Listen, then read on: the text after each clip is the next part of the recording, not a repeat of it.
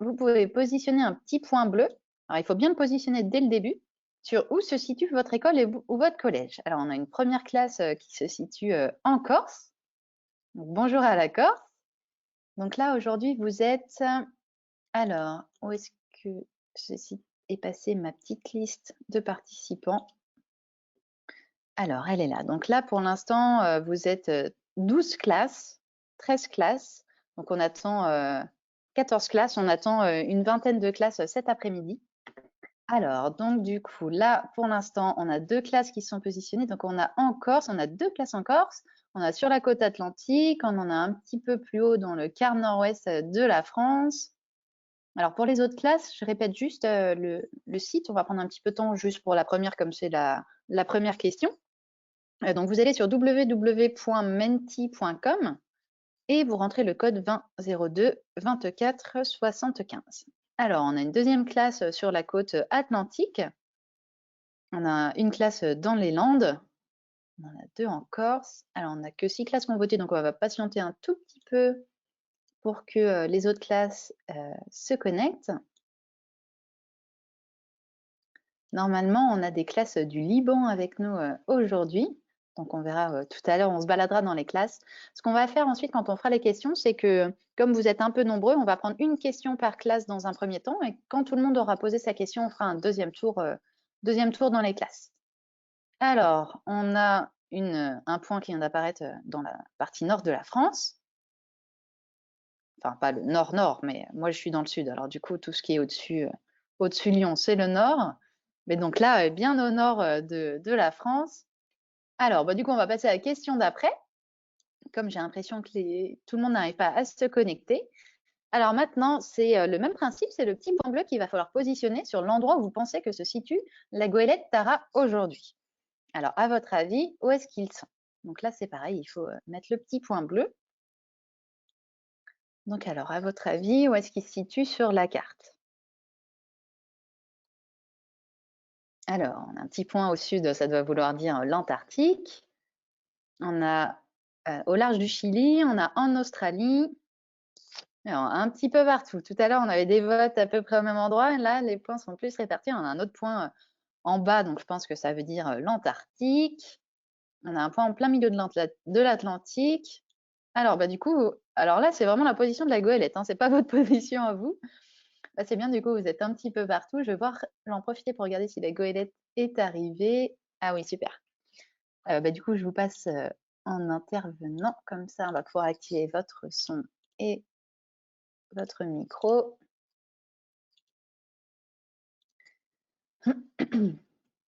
Alors, donc là, normalement, la vidéo, ça doit être bon. Ouais, c'est bon, je vous vois. Mais alors, par contre, je vous entends pas encore. Alors, il y a marqué pas de connexion de système audio. Hier, on a eu ça à un moment donné. Il y avait juste une mauvaise connexion à un moment donné. Je pense qu'il y avait un câble qui n'était pas bien connecté.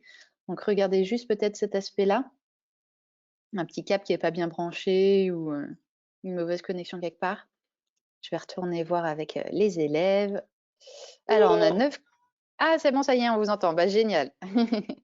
Et on a une quinzaine de classes avec nous aujourd'hui. Et donc, vous devez voir à l'écran.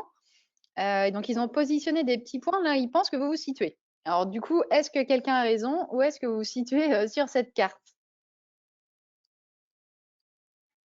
Ah mince, on vous entend plus, j'ai l'impression. Vous nous entendez? Ouais, on t'entend. Là, on n'y est pas. Ok, Donc, vous êtes où du coup? il y a quelques points qui se rapprochent. Mais bon, c'est quand même pas mal parce que le Chili, c'est un grand pays sur un énorme continent. Donc, on est en Amérique du Sud et on est tout à la pointe sud de l'Amérique du Sud, dans une ville qui s'appelle Punta Arenas. C'est une ville chilienne de la région de la Patagonie et de Magellan. Donc, c'est une région très sauvage où il n'y a pas beaucoup de villes. C'est un grand parc national avec des glaciers, des canaux. C'est très sauvage, c'est très joli. Et c'est aussi une porte d'entrée pour aller en Antarctique, d'où nous revenons il y a quelques jours seulement. Et donc voilà, on est venu ici faire une escale de quelques jours à Punta Arenas. pour faire un changement d'équipage, changement de scientifique, ravitaillement en nourriture, comme des ananas et autres et compagnie. Et voilà. Super génial. Et bah, du coup, je vais vous montrer juste à l'écran, comme j'ai une petite image de là où ils sont, comme ça vous pouvez voir, oups, où est Punta Arenas. Donc voilà, vous voyez, c'est vraiment au sud-sud de l'Amérique du Sud. Donc les points qui étaient en bas de la carte, c'était pour dire que vous étiez en Antarctique. Donc voilà, vous avez quitté l'Antarctique et maintenant vous êtes juste ici. Ils sont, voilà, vous voyez vraiment à la pointe, à l'extrémité sud de l'Amérique du Sud. Bah, du coup, les classes se sont présentées. Donc voilà, on est une quinzaine de classes de France pour l'instant et de Corse. Mais du coup, je vous laisse vous présenter, dire qui vous êtes. Et puis, si on peut, comme tout à l'heure, si on y arrive, voilà, j'arrête le partage d'écran, comme ça on vous voit. Refaire un petit tour de la timonerie, c'était vraiment super. Donc voilà, je vous laisse vous présenter, dire qui vous êtes et nous présenter la salle où vous vous situez.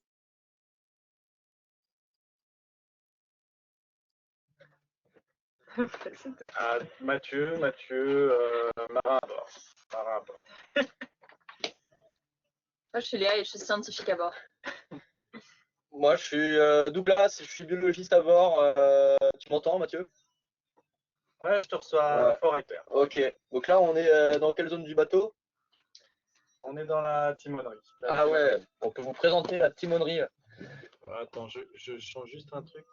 Je pense qu'on peut réfléchir ça. Voilà. Ah non tac. Voilà, on peut pas réduire. Donc ici, vous êtes dans la timonerie. C'est l'endroit où on conduit le bateau. D'accord. C'était une petite blague, la radio.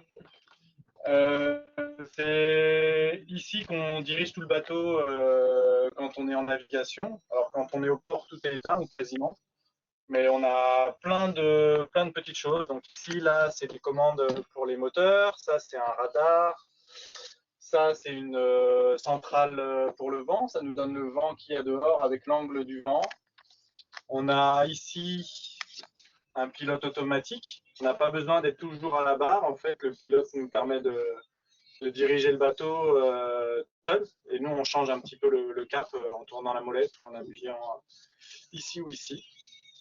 Voilà, ça, ce sont les commandes pour les moteurs. Quand on n'est pas à la voile, on utilise des moteurs. Après, il y a des GPS, il y a un sondeur ici aussi, des radios là. Et puis, on a une barre à roue de secours. Mais en fait, la plupart du temps, on utilise le tiller, là, on dirige comme ça. D'accord. Et on a ici une cartographie, il y a un autre radar là, il y a plein d'informations et d'instruments. Et voilà la vue qu'on a depuis la timonerie vers l'avant du bateau. Vous voyez, il y a les voiles juste au-dessus là. Juste au-dessus de nos têtes, il y a des voiles et le mât. Les deux mâts qu'on voit un peu sur l'avant du bateau aussi. Et sous les bâches, là, il y a deux ici et puis là, il y a deux semi-rigides qui sont sur le pont, qui nous servent à aller naviguer quand on va à terre. Voilà pour la timonerie. Super, merci beaucoup. Alors, j'avais juste une petite photo, j'essaye de la retrouver pour montrer les petits semi-rigides. Voilà, super. Alors, du coup, maintenant, on va pouvoir commencer des questions. Donc, du coup, bah, soit vous pouvez les poser à l'écrit si vous n'avez pas de micro, ou soit vous pouvez les poser à l'oral en levant la main avec la petite icône main levée. Ah, je vois que la classe de Stéphanie Legleux et Christophe Thibault a trouvé les questions, c'est parfait. Donc, bah, c'est à vous.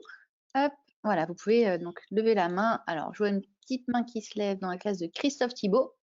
Donc, on y va, j'active votre son, vous pouvez vous présenter, dire qui vous êtes et puis ensuite poser votre question à l'équipage. Alors, est-ce que ça fonctionne?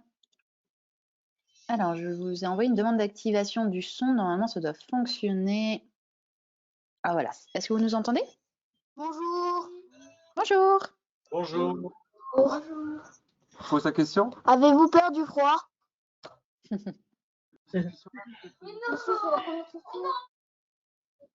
Alors, est-ce que vous avez peur du froid? On n'a pas trop peur du froid parce que on vit dans un bateau qui est super confortable, qui est chauffé, qui est fait pour les régions polaires. Donc dès qu'on rentre dans le bateau, on est au chaud, on est bien. il fait très bon. Voilà, c'est que quand on est dehors en train de travailler sur l'extérieur du bateau, sur le pont du bateau, où là il fait froid. Mais dès qu'on a un peu trop froid, on peut revenir se réchauffer dans le bateau. Donc on n'a pas trop peur du froid pour ces raisons-là, quoi, parce qu'on sait que dans tous les cas, on pourra se réchauffer à un moment donné dans le bateau, quoi. Et les températures qu'on a eues, c'était autour de 0 degré, avec parfois 100% d'humidité, puis du vent. Il faut savoir que le vent, il augmente beaucoup la sensation de froid. Donc, par exemple, il y a une échelle entre la température qu'il fait et le vent. Il y a une température dite ressentie. Donc, par exemple, s'il fait 0 degré, mais qu'il y a 30 km/h de vent, il peut faire en réalité moins 10, moins 15 degrés en température ressentie. Donc, voilà, c'est un peu le vent qui est l'ennemi et qui refroidit beaucoup les mains, quoi. Et moi, je D'accord. peux rajouter que quand on est arrivé en Antarctique, en fait, on a du chauffage à bord. Et en fait, le chauffage était en panne et on ne savait pas pourquoi. Et on a passé presque 2 semaines sans chauffage au début. Et on a commencé à se poser des questions parce qu'on s'est dit, là, le bateau, il devenait très, très humide. Et on s'est dit, si on n'arrive pas à avoir du chauffage, ça va être compliqué la suite de la mission. Mais on a réussi à le réparer. En fait, c'était pas grand-chose, mais on n'avait pas trouvé la panne facilement. Et donc là, on s'est posé des questions un peu sur le froid en se disant, ça va être très, très difficile si on n'a pas le chauffage quand même. Mais on a réussi à réparer, donc c'est bon, maintenant, tout va bien. Ok, bon, tant mieux alors. Ça marche. Et pour continuer sur le sujet, j'ai une question de l'école André Moine, la classe de Leslie Lepilé, qui demande quelle escale a été la plus dangereuse. Dangereuse. Alors le danger escale, normalement quand un bateau est au port justement et qu'il est en escale, c'est là que c'est moins dangereux parce qu'il est protégé du mauvais temps ou des mauvaises conditions météo au port. Donc pour moi, il n'y a pas vraiment d'escale dangereuse, à moins qu'il y ait de la piraterie ou des choses comme ça qui sont mais on essaye d'éviter les zones de piraterie. Donc voilà. Après, quand on était en Antarctique, on n'a pas vraiment fait d'escale du coup, puisqu'il n'y avait pas de port. Mais par contre, quand on était en mer de Weddell, c'était quand même assez dangereux. La météo changeait très très vite. En 1 minute 30, il peut y avoir de la brume complète, il peut y avoir du vent qui monte en 3-4 minutes, et le vent monte très très fort. Hein, on passe de 30-40 km/h de vent à 120 km/h d'un coup, en passant près d'une île, par exemple, où il y a du vent qui descend des glaciers. Donc ça peut être très surprenant et ça peut devenir très dangereux. Donc il faut vraiment faire attention. Ça marche, merci beaucoup. Alors maintenant, on va aller à Beyrouth. Je vois qu'il y a une classe de Beyrouth, les CM1, CM2 du lycée français international Élite Béchamoun qui nous ont rejoint. Donc, alors, j'active votre son.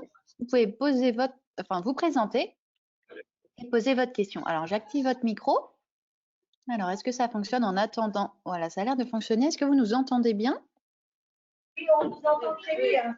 Oui. Super, génial. Eh ben, vous pouvez vous présenter et poser une question. On vous écoute. À ta place, ils vont pas te voir. Voilà. Ton nom et tu poses la question. Bonjour, je m'appelle Yasmina Khalil et je vais vous demander comment avez-vous eu l'idée de commencer Tara? Comment est-ce qu'on a eu l'idée de commencer Tara? Alors, c'est commencé Tara pour un membre d'équipage ou comment le projet Tara a commencé?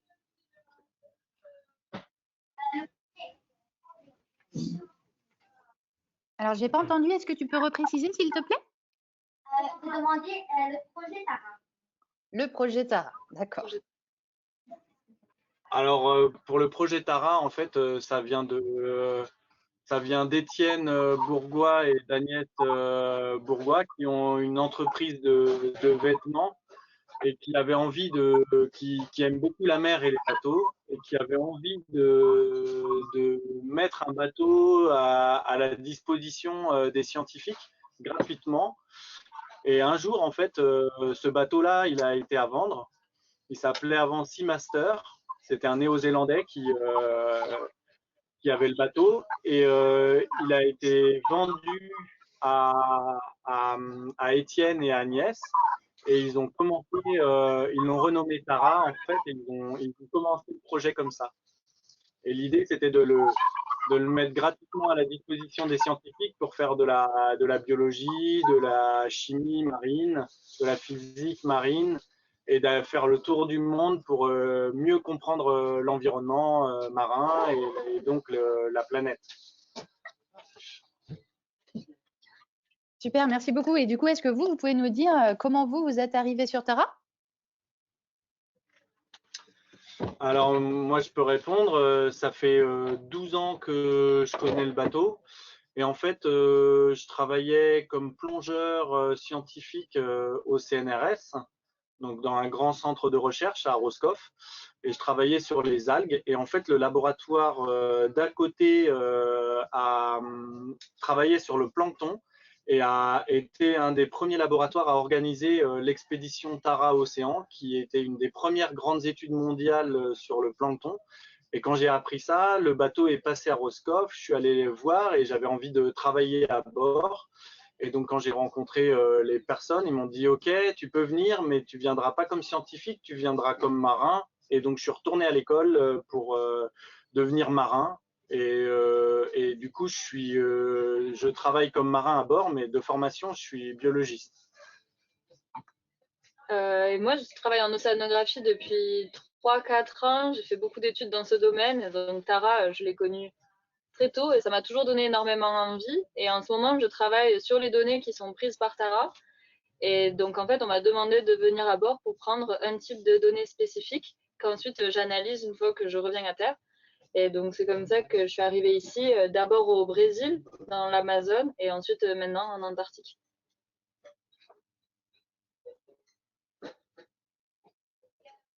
Super, et ben merci beaucoup pour ces petites précisions. Alors, du coup, maintenant, j'ai une question de la classe de Myriam Mimoun-Prat qui demande est-ce que un des membres de l'équipage a mal de mer? Nous, non, parce qu'on est des warriors. Bah, en fait, moi, ça m'arrive. Mais il faut du gros mauvais temps, mais ça m'arrive quand le bateau il est face à la mer et qu'il tape dur dans les vagues. Je suis pas toujours très en forme, quoi, on va dire. Mais bon, j'arrive à travailler, mais je suis pas au meilleur de ma forme. Ouais, c'est ça, il y a différents types de mal de mer. Il y a, au début, tu peux te sentir pas très bien, et puis à la fin, tu peux être complètement fatigué, crevé, à dormir et à plus pouvoir travailler. Et donc, ça dépend des personnes. D'accord, et même les marins, du coup, peuvent avoir le mal de mer. Ça marche. Alors, du coup, maintenant, on va aller dans la classe. Alors, je vais dire ce qu'il y a de noté parce que je vois que Stéphanie Legleu vous êtes écrit plusieurs fois. Donc là, on va à Trabelsi Cyrine. Je ne sais pas si c'est le nom de l'école, le nom d'une personne. En tout cas, j'active votre son. Alors, Trabelsi Cyrine, voilà. Est-ce que vous nous entendez?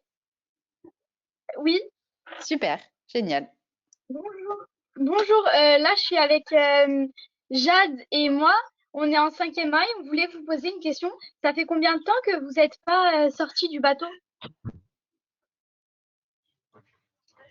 Alors, sorti au sens que je travaille sur le bateau, moi ça va faire 3 mois là. J'ai embarqué à la fin du mois de novembre et je débarque dans 2-3 jours. Après sortir physiquement du bateau, là on est en escale dans un port à Punta Arenas et on a eu les papiers d'autorisation pour aller se promener à terre il y a 4 jours. Et donc, on a le droit d'aller se balader. Et donc, on a pu aller déjà à Punta Arenas, dans le centre-ville, pour trouver du matériel pour le bateau ou faire des papiers ou même aller tous ensemble au restaurant pour fêter la fin de la mission. Voilà, et moi j'ai embarqué plus tard que Matt, donc j'ai passé 1 mois à bord sans débarquer, et maintenant on profite de Punta Arenas.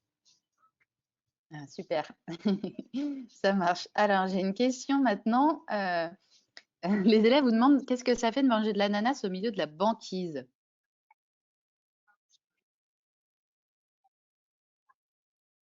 Tout à l'heure, vous nous avez présenté un ananas, c'est pour ça. Franchement, c'est super. À bord, on a 2 passions au niveau des fruits, c'est l'ananas et le kiwi. On avait 50 kilos de kiwi sur ce leg, donc on a mangé du kiwi à tous les repas. Et ça fait vraiment plaisir de manger des fruits en Antarctique quand il fait froid et qu'on est en manque de vitamines. Oui, et c'est en fait dans l'hémisphère nord, pour vous, c'est l'hiver, mais dans l'hémisphère sud, c'est l'été. Et donc, en fait, on a des fruits d'été dans l'hémisphère sud.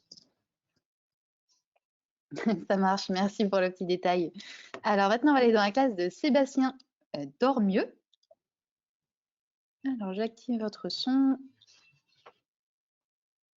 Alors, est-ce que vous nous entendez? Voilà. Oui. Quels sont les résultats dans vos recherches sur les microplastiques?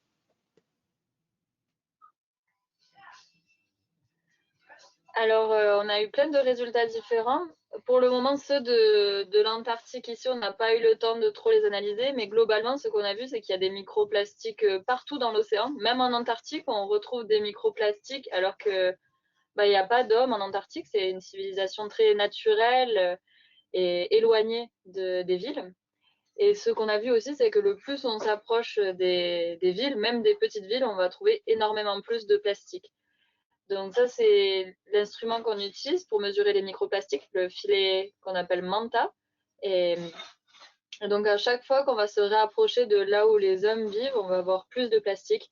Mais globalement, on en retrouve partout, même dans des zones très éloignées comme l'Antarctique. Ok, merci beaucoup. Alors maintenant, j'ai une question d'un autre registre de la classe de Mélanie Péris qui demande quelles affaires personnelles vous emmenez avec vous sur le bateau.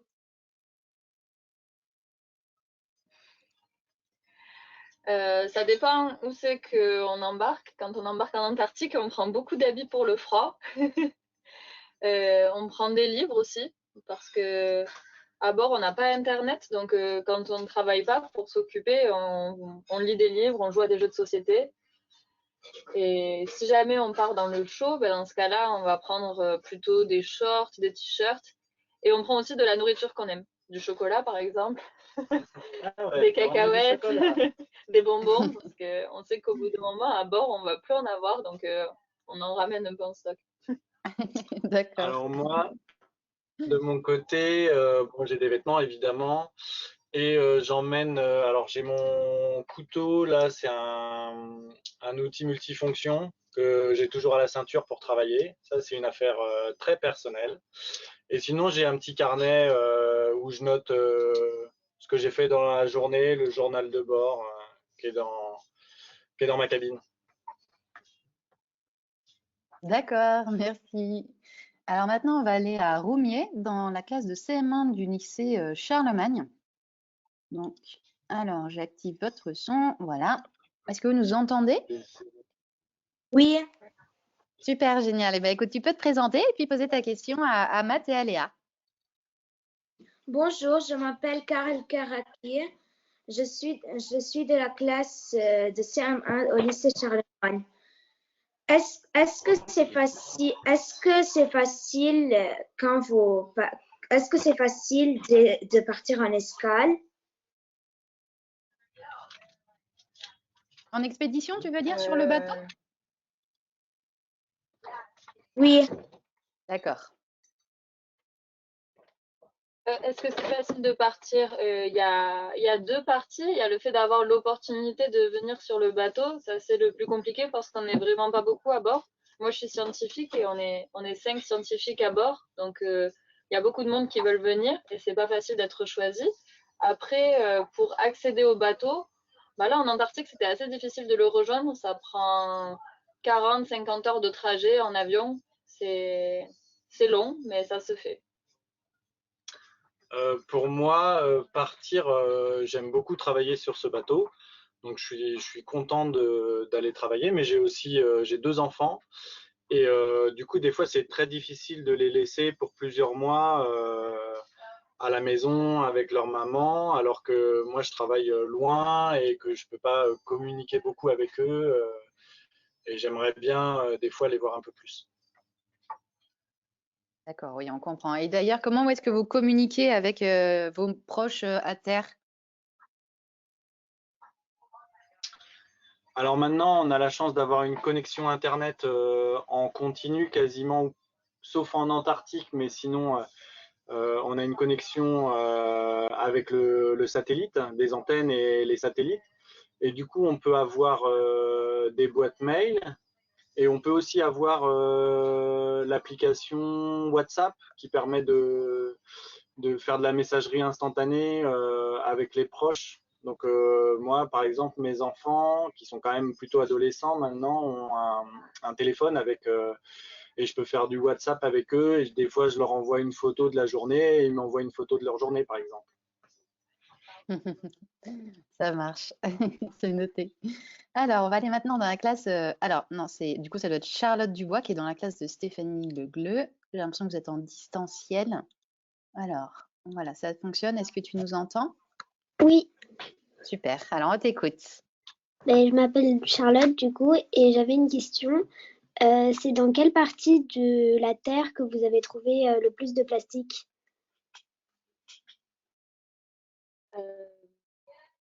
Je n'ai pas fait toutes les expéditions de Tara, mais je pense que là où on trouve le plus de plastique, c'est à l'embouchure des fleuves, des grands fleuves. Donc j'étais à bord quand on est arrivé dans l'Amazone, qui est le plus grand fleuve du monde au nord du Brésil. Et là, il y avait vraiment énormément de plastique. Et je pense que c'est aussi le cas pour les grands fleuves de Chine, mais c'est pas trop sur notre parcours. Moi, je pense que là où, enfin, j'ai pas été à bord pendant toutes les expéditions non plus, mais en Méditerranée, il y avait quand même beaucoup, beaucoup de microplastiques parce que la mer Méditerranée, elle est très fermée. Il y a juste 2 ouvertures, enfin, une principale, Gibraltar. Et du coup, il n'y a pas beaucoup d'échanges d'eau avec l'Atlantique, donc ça concentre les polluants, notamment les plastiques. Et donc en mer Méditerranée, il y en avait pas mal. Ok, merci beaucoup. Alors, on va retourner sur la page de tout à l'heure. On va continuer notre petit quiz et on demandera les réponses aux questions à l'équipage. Donc, pour celles et ceux qui ont gardé l'onglet ouvert, vous avez juste à y retourner et vous allez voir que les questions ont changé. Et pour celles et ceux qui ont fermé la page, donc il faut juste vous reconnecter donc, sur un nouvel onglet de votre navigateur Internet sur menti.com. Vous rentrez le code 2002 24 75. Et donc, la première question qui apparaît à l'écran, c'est où se situe l'Antarctique? Donc, vous avez 2 possibilités. Soit ça se situe au pôle Nord, soit ça se situe au pôle Sud. Alors, on a 4 votes pour l'instant pour le pôle Sud. Donc, les autres classes, je vous laisse vous connecter. Donc, on a 5 votes, 8 votes. Bon, ça va, tout le monde est d'accord pour l'instant pour dire que l'Antarctique se situe au pôle Sud. Alors, on a 16 classes de connectés, on a 8 votes pour l'instant, on va attendre un tout petit peu. Et sinon, alors j'ai l'impression que c'est... Ah non, ça y est, on a un 9e vote. 10 votes. Bon, tout le monde est d'accord pour dire que l'Antarctique se situe au pôle Sud. Léa et Matt, vous pouvez nous confirmer? Exactement, oui. L'Antarctique se situe au pôle Sud, donc c'est le grand continent que vous pouvez voir sur cette photo qui est totalement recouvert de glace. Et autour, vous voyez l'océan Antarctique, alors qu'au pôle Nord, on a l'Arctique. Et donc l'Arctique, c'est pas un continent, c'est juste de la glace qui va se former, c'est de la mer qui a gelé en fait. Il n'y a pas de terre en dessous. Et c'est entouré par contre par les continents, donc l'Amérique, l'Europe et la Russie. Super, merci beaucoup pour les précisions. Alors, autre question maintenant. Donc ça, c'est un instrument scientifique qui est utilisé souvent à bord. L'équipage, Léa et Matt pourront vous en parler un petit peu plus juste après. Et du coup, cet instrument scientifique, à votre avis, comment est-ce qu'il s'appelle? Vous avez vu, il a une forme particulière. Est-ce qu'il s'appelle la rosace ou est-ce qu'il s'appelle la rosette? Alors, on a déjà un petit vote pour la rosette. Je vois qu'il y en a certains qui sont super rapides. Alors, à votre avis, comment s'appelle cet instrument scientifique? Alors, on a 4 votes pour la rosette. 5 votes, 6 votes pour la rosette. Alors, tout le monde a l'air d'accord encore aujourd'hui pour cette question. Alors, on a 9 votes. Il me semble qu'on était à 10 ou 11 juste avant, donc on va patienter pour les deux petites dernières classes. Voilà, on a 11 votes. Bon, bah, du coup, tout le monde est d'accord. Toutes les classes présentes pensent que cet instrument scientifique s'appelle bien la rosette. Du coup, Matt et Léa, vous pouvez nous donner la réponse et nous dire à quoi il sert cet instrument? Ouais, bah, vous êtes super fort. Encore une fois, vous avez trouvé la bonne réponse. C'est bien la rosette. Et donc ça, c'est l'instrument qu'on utilise le plus à bord. Ce que vous voyez en gris, ce sont des bouteilles. En fait, il y a 12 bouteilles qui sont arrangées en forme de cercle. Et on va descendre, du coup, ça c'est le job de Matt, de descendre la rosette dans l'eau. Et mon job à moi, c'est de décider à quelle profondeur on va fermer les bouteilles. Comme ça, on peut pardon, c'est la radio du bord. On peut stocker de l'eau à l'endroit où la bouteille a été fermée et comme ça, on peut choisir plusieurs profondeurs dans l'océan. Et ensuite, la rosette, elle revient sur le pont et on peut analyser cette eau à différentes profondeurs. Par exemple, savoir s'il y a plus de plancton en surface que à 1000 mètres. Parce que cette rosette-là, on peut la descendre à 1000 mètres et donc choisir des bouteilles entre la surface et 1000 mètres. Super, merci beaucoup. Non, c'est bon, je peux passer à la question. N'hésitez pas, hein, si Matt, si tu veux rajouter quelque chose.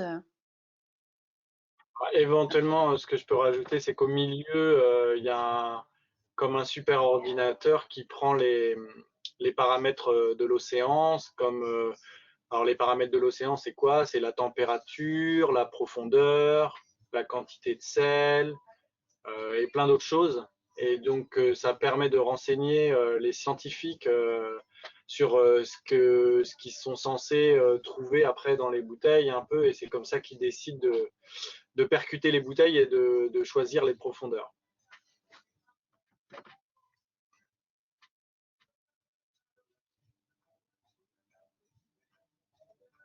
Mince, pardon, désolée, je parlais dans le vide. Merci beaucoup, Mathieu, pour les petites précisions. Alors, on va passer à la dernière question, même s'il y a déjà 3 classes qui ont déjà répondu, vous êtes hyper rapide.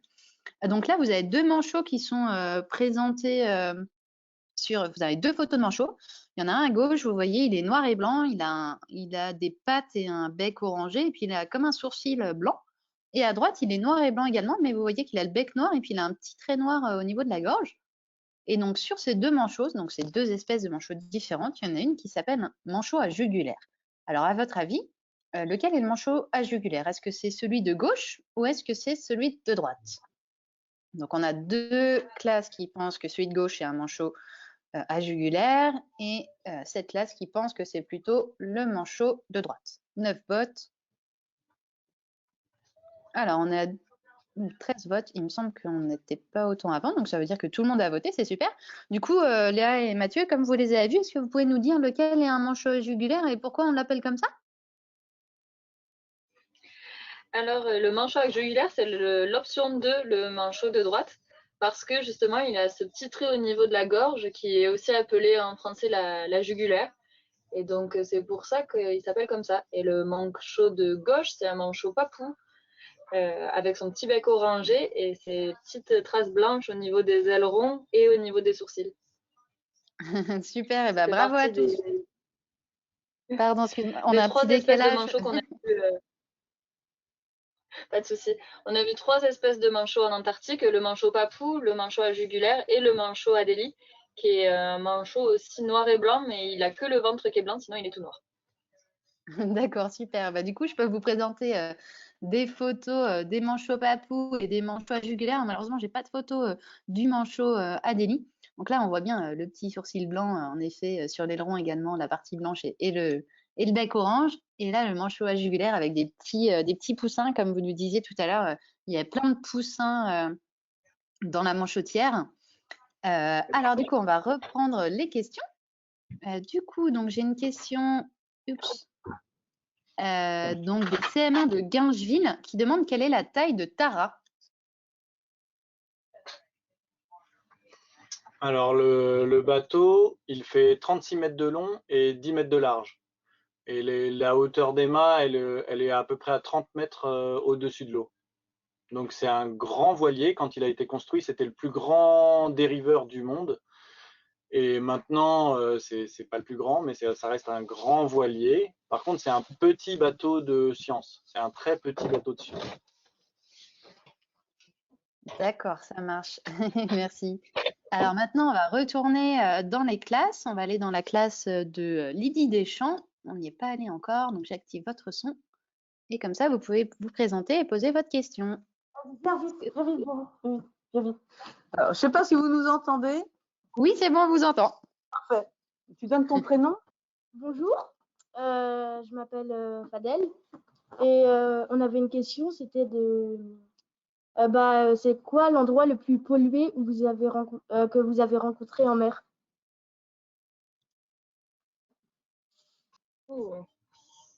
Bonne question. On réfléchit. Le plus pollué.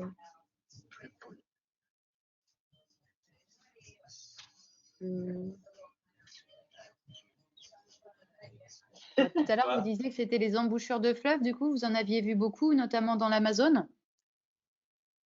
Ouais, moi j'aurais tendance à dire l'Amazone, mais c'est le côtier, je dirais. Ouais, moi aussi, je dirais le côtier. Et moi, j'aurais dit la Méditerranée autour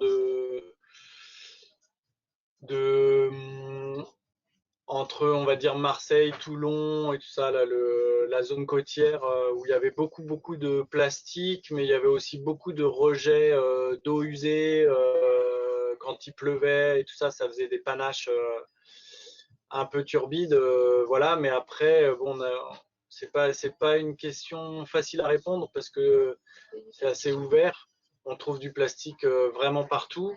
Donc, c'est plus des grandes concentrations de plastique. Et après, la pollution chimique, on la voit pas forcément avec nos yeux, mais on peut la mesurer et on a les informations que beaucoup plus tard en général. Donc, on ne sait pas toujours quand on est à bord. D'accord, ça marche. Ouais, bon, du coup, ça peut dépendre des environnements. Comme tu disais, quand il pleuvait, ça peut relarguer pas mal de choses, etc. Ça marche. Alors maintenant, j'ai une classe de Réto, la classe de CM2, qui demande quelle a été votre plus grande découverte?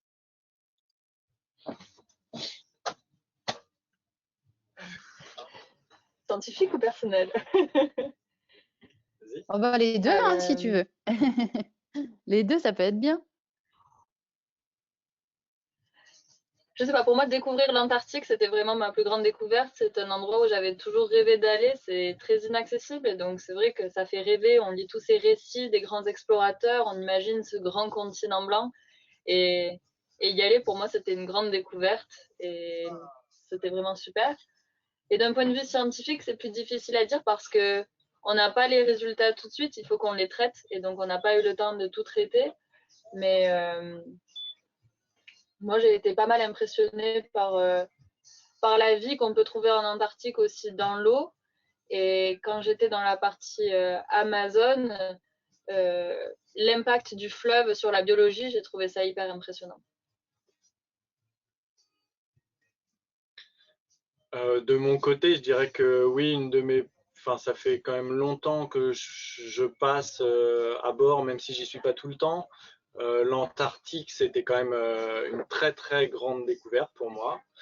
Je me souviens aussi d'une plongée sur ma première mission avec Tara en 2010, qui était à Djibouti, où on est allé plonger dans le rift éthiopien, en fait, dans la fin de la faille qui est le berceau de l'humanité, dans le golfe de Goubet, au nord de Djibouti. Et je me souviens que c'était complètement fou comme plongée aussi. Et c'était une sacrée découverte des fonds marins un peu volcaniques. Et c'était assez incroyable. Mais voilà, je dirais que c'est les deux choses qui m'ont le plus marqué à bord. C'était l'Antarctique et cette plongée là au nord de Djibouti. Et d'un point de vue scientifique global, Tara a découvert plein d'espèces de plancton, phytoplancton, bactéries, virus. Et donc, le projet Tara au global a fait des énormes découvertes. Ça marche, merci beaucoup. Alors, j'ai une question pour toi maintenant, Matt, parce que du coup, j'ai la classe Ulysse du collège à Dax qui demande qu'est-ce que, alors ils ont noté l'ingénieur de pont, mais je pense que vous voulez dire l'officier de pont, fait comme travail. Alors, on a les deux à bord, en fait. Alors, l'officier de pont, il est responsable de la maintenance du pont. En l'occurrence, c'est mon travail. Donc, je vais entretenir le pont, ça va être les poulies, les voiles, tout ce qu'il y a sur le pont d'un voilier, mais aussi d'un bateau scientifique. Donc, on est responsable de la maintenance du matériel et puis de la navigation. L'ingénieur de pont, c'est un scientifique qui, lui, est responsable du matériel océanographique, donc du matériel scientifique qui est mis à l'eau, comme ce que vous avez pu voir, par exemple la rosette. La rosette, c'est l'ingénieur de pont qui s'en occupe. Donc, lui, il la prépare avant d'aller la mettre dans l'eau, il la reconditionne après, il la rince, il la nettoie. Il s'occupe un peu des capteurs dedans, il va la préparer, il s'occupe aussi de tout le reste du matériel, il le range dans des caisses proprement, il récupère les informations sur l'ordinateur, etc. quoi. D'accord, super. Bah, merci beaucoup. Bon, ça répond à votre question, j'imagine. Alors maintenant, on va retourner dans la classe de Leslie Lepillier. Désolée si je prononce mal votre nom. Alors, ça a l'air de fonctionner. Est-ce que vous nous entendez? Oui, bonjour. Ramenez-vous des souvenirs de vos escales. Des souvenirs? Ah oui, moi je des ramène plein souvenirs de de vos souvenirs. escales. Je ramène plein de souvenirs. Ce que j'aime bien ramener, c'est que quand je prends mes échantillons d'eau sur la rosette, parfois je fais un petit flacon et je le garde pour moi. Et comme ça, j'ai un petit souvenir des eaux des différents endroits où on est allé. Donc là, j'ai un petit flacon d'eau en Antarctique. Et on a voulu ramener aussi un morceau d'iceberg qu'on a mis dans le congélateur. C'est notre petit souvenir. D'accord, ça Moi, va je faire un gros ramène, congélateur ou un petit morceau d'iceberg, du coup. moi, je ramène des photos souvent, un peu d'écriture dans mon petit journal de bord. Et puis après, je ramène souvent des petits cadeaux pour mes enfants quand je suis en escale et que je peux aller acheter 2-3 choses avant de rentrer chez moi. D'accord, ça marche, merci. Alors, j'ai une question maintenant de la classe de Nolwenn Virvo qui demande si vous avez déjà eu des accidents. Alors, à bord, oui, ça arrive. Bien souvent, c'est pas grave. Mais ça arrive, oui. Par exemple, j'en ai eu un là pendant cet embarquement. Je suis tombé sur le pont du bateau sur un arceau métallique et je me suis fait mal aux fesses. Mais mince. vraiment mal au coccyx. Mais du coup, en fait, j'avais rien, ça va. J'avais juste un bleu. Mais c'est assez cocasse, mais voilà, bon, c'est des petits accidents comme ça. On peut se couper des fois en cuisine avec un couteau ou des choses comme ça, mais il n'y a pas de gros accidents. On fait quand même très attention à la sécurité à bord. Et on a des gilets de sauvetage, on a des bottes de sécurité avec des coques qui nous protègent les pieds. On met des casques, on a des baudriers, des harnais pour monter dans les mâts ou quand on travaille sur le pont à l'arrière et qu'il y a du mauvais temps.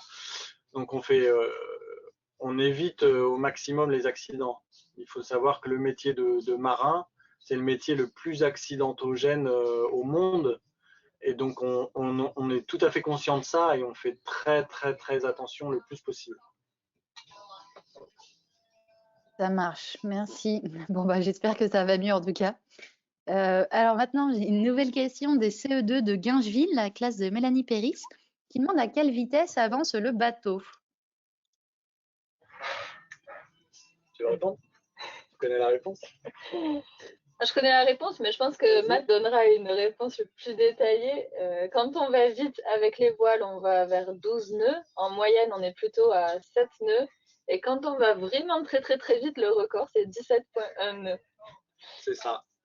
Et en kilomètres/heure, peut-être tu peux donner l'équivalent. En gros, le bateau, oui, alors on a deux moteurs où on a les voiles. Des fois, on utilise les deux en même temps.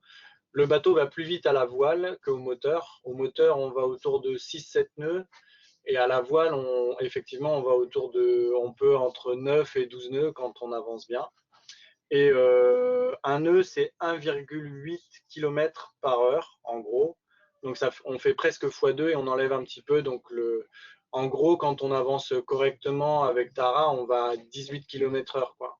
Donc, c'est pas très rapide, mais pour un bateau, c'est pas mal déjà. C'est déjà bien. Et un bateau à voile qui fait de la science, c'est même très bien. Parce qu'on est très D'accord, lourd. merci. Donc, Ah oui, il pèse combien, Tara, d'ailleurs?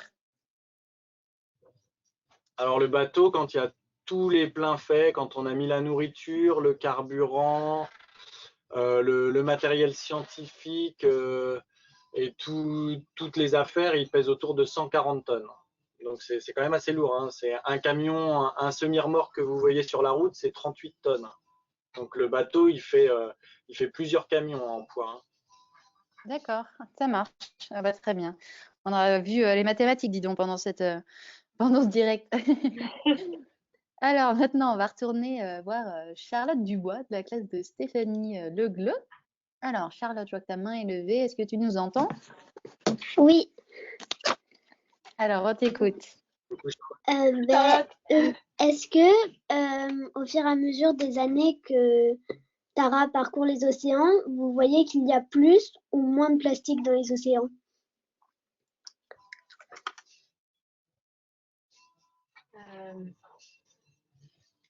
Bonne question. On n'était pas trop là les années d'avant. Donc, Moi, j'ai commencé les plastiques avec les premières missions microplastiques en 2014-2015 en Méditerranée. Après, je ne sais pas, aujourd'hui, je ne suis pas capable de dire s'il y en a plus ou moins qu'avant. Mais ce que je peux dire, c'est qu'il y en a toujours, il y a quelque chose de très constant qui est très impressionnant, c'est que à chaque fois qu'on met le filet manta à l'eau, qui est le filet qui sert à collecter les plastiques, qui sont juste à la surface de l'océan, ceux qui flottent, hein, et ben à chaque fois qu'on le met à l'eau, on ramasse du plastique. Et il n'y a pas une seule fois où on a mis le filet et on n'a rien trouvé. Donc ça, c'est quand même très, très grave dans un sens, parce que ça veut dire qu'il y a du plastique partout, partout, partout, partout. Puis avec Tara, on fait vraiment le tour de la planète, mais c'est rare qu'on passe 2 fois au même endroit. Et donc c'est difficile de comparer à 2 échelles de temps différentes, parce que ça va être 2 endroits différents. Et le plastique, il bouge avec les courants, donc il n'est pas réparti de la même manière partout autour du globe. D'accord, bah, merci pour ces petites précisions.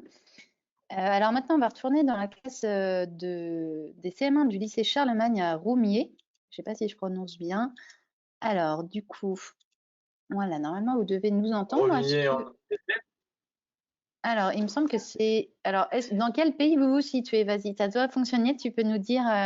Tu nous entends? Oui. Alors, dans quel pays se situe Roumier? Au Liban. Au Liban, c'est ça. Ah, Ça marche. Alors, on t'écoute. Quelle est ta question? Est-ce que partout où vous partez, vous trouvez des microplastiques? Oui, partout où on va, on trouve toujours du microplastique. Pas forcément dans les mêmes quantités. Comme ici en Antarctique, il y en avait beaucoup moins. Mais à chaque fois, on retrouve toujours du plastique, oui. Ça marche, merci. Alors maintenant, j'ai une question des CM1 de Guingeville qui demande comment vous avez fait pendant la période Covid? C'était pas facile, c'est beaucoup plus compliqué.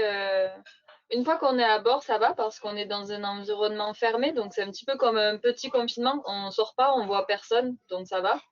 Par contre, pour arriver à bord, c'est compliqué parce que la logistique est beaucoup plus complexe. Il faut que personne ait le Covid en venant à bord.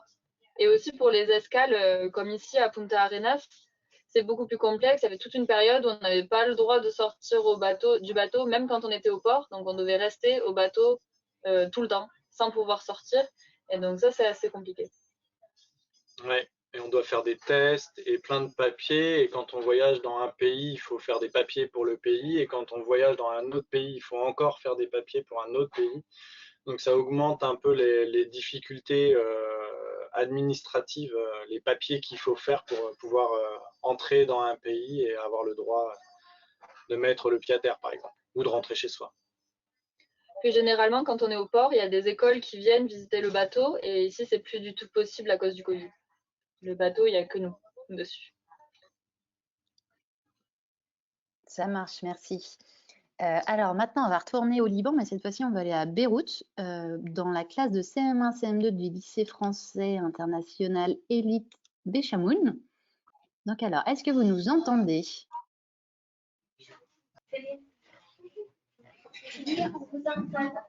Super, génial. Eh ben, tu peux parler bien fort et poser ta question, parce qu'on t'entend un petit peu de loin. Comme ça, si tu parles bien fort, on t'entendra mieux. Est-ce qu'il y a une solution pour arrêter la pollution? Alors, moi, je ne t'ai pas entendu. Je ne sais pas si là, Mathieu, vous l'avez entendu. Non. Voilà. Alors, est-ce que tu peux répéter, mais encore plus fort, s'il te plaît? Est-ce qu'il y a une solution pour arrêter la pollution? Est-ce qu'il y a une solution pour arrêter cette pollution? D'accord. Est-ce qu'il y a une solution pour arrêter cette pollution plastique? Il n'y a pas vraiment de solution facile, mais la solution pour arrêter de polluer avec le plastique, par exemple, c'est de ne plus utiliser de plastique. Donc, la solution, en quelques mots, elle est simple, c'est ne pas utiliser du plastique, mais dans la vie de tous les jours, c'est très compliqué de ne pas utiliser du plastique parce qu'il y en a partout. Donc, faut d'abord commencer à réduire son usage de plastique et comme ça, on peut commencer à réduire la pollution. Mais ça doit être fait à l'échelle globale. Oui, et je pense que ça doit être fait à différents niveaux. Des fois, c'est le pays qui décide de ralentir certaines utilisations de plastique, mais on peut aussi faire des efforts à la maison. Moins on consomme de choses avec du plastique, plus on préserve la planète finalement. C'est ça. Très bien, merci beaucoup. Alors maintenant, je vais reprendre une question. On reste dans la thématique déchets. Donc là, c'est les CM2 à Réto qui demandent qu'est-ce que vous faites des déchets une fois que vous les avez ramassés? Les déchets qu'on ramasse avec le filet, alors avec on en ramasse de plein de quantités différentes. En fait, quand on est en mer, loin des côtes, le plastique, il s'est un petit peu il s'est dégradé, donc on n'en trouve pas des gros morceaux, on en trouve plutôt des petits morceaux. Et donc en fait, on les regarde à la loupe, on les compte et on les met dans un petit flacon pour qu'à terre, ils puissent regarder de quel type de plastique c'est et d'où c'est qu'il pourrait venir. Est-ce que ça vient par exemple de vêtements, de bouteilles en plastique ou d'autres types de plastique. Donc c'est ce qu'on en fait. D'accord, merci beaucoup. Alors pour terminer ces échanges avec Mathieu et Léa, je vous invite, on va retourner sur le petit quiz, donc sur Menti. Donc vous retournez sur le navigateur, sur l'onglet de votre navigateur. Et donc là, c'est si vous voulez dire un petit mot à l'équipage, donc à Mathieu et à Léa, sur ce qui vous a plu dans ces échanges. Donc là, c'est à vous de taper quelque chose sur l'ordinateur ou le téléphone, selon où vous êtes. Et donc, les petits mots que vous allez écrire vont s'afficher à l'écran. Donc là, voilà, vous pouvez nous dire ce que vous avez. Merci de suivre le bateau. C'est très sympa de suivre. On est très content à bord de pouvoir échanger avec les écoles et ça nous fait énormément plaisir de partager notre travail avec plein de monde. Ouais, c'est super de discuter avec. Ananas, il est là. Super, bon bah tant mieux, j'espère que ça vous a plu également. C'est vrai que c'est toujours des super moments de pouvoir échanger avec vous. Alors du coup, donc qu'est-ce qui s'affiche à l'écran? Donc Mathieu et Léa, merci, les ananas. Donc vous avez répondu à leurs questions, ils ont appris des choses. Merci de nous avoir interrogés. Vous avez gentiment répondu, merci. Alors, les manchots, les réponses aux questions. Bon, super, que des choses positives. Bon, en tout cas, c'est super. Vous ayez passé un super moment. Merci en tout cas à tous d'avoir participé. Merci aux élèves pour vos questions. Merci Mathieu et Léa pour votre temps et pour avoir gentiment répondu aux questions des élèves. Donc, je vous souhaite à tous une bonne journée, bonne soirée parce que du coup, il est un petit peu plus tard au Liban, un petit peu plus tôt à Punta Arenas. Donc, bonne journée à tous et à très bientôt. Merci. Bonne journée. Ciao, ciao. Au revoir.